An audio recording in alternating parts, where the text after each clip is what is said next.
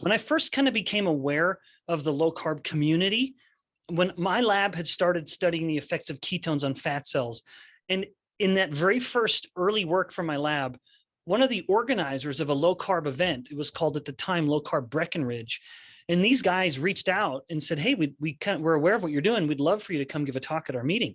That was my first exposure to the community and the kind of keto community at large, coming in as a scientist. And I was so interested by what I saw and heard, which was a fear of protein, to your point, where people were saying, "Oh, well," I saw, they were drinking oil and adding butter, and I thought, this is so bizarre.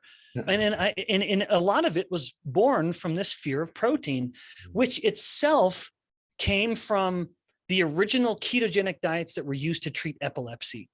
Right. And it was such a necessity to keep the person into deep ketosis that you didn't want to mess with that at all. You didn't want to do anything to potentially blunt those ketone production, the ketogenesis, lest they have an epileptic seizure. So tremendous reason to want to be in strict deep ketosis all the time. Well, the fact is, insulin can increase in response to dietary protein. That can happen.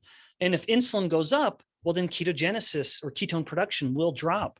But I nevertheless thought it was tremendously a misplaced fear. And then the next time I spoke at this same meeting, that was the topic I spoke on.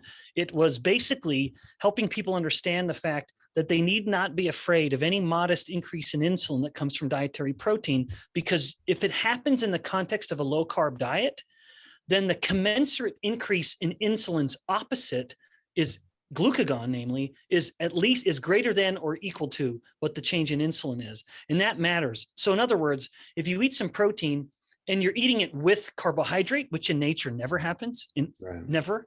In nature, protein comes with fat. It doesn't come with carbs. Nevertheless, if you eat your protein with glucose, then you get a big increase in insulin, bigger than it would have been if it was just glucose alone. So no question, the protein adds to the insulinogenic effect of a carbohydrate. But also, they're not supposed to come together. If you eat the protein with the fat and there's no carb, well, then there may be a modest insulin increase, but there's a relatively greater glucagon increase. And glucagon is insulin's opposite in many, many ways, including ketogenesis. So whereas that little elevation in insulin is trying to inhibit the production of ketones, that relatively greater increase in glucagon is overcoming that and, in fact, acting more as a stimulatory effect. So offsetting the modest increase in insulin. So to wrap all of that up, my concluding thought is, for the average individual who's focusing on just improving their health, no reason to fear protein, but be smart about it.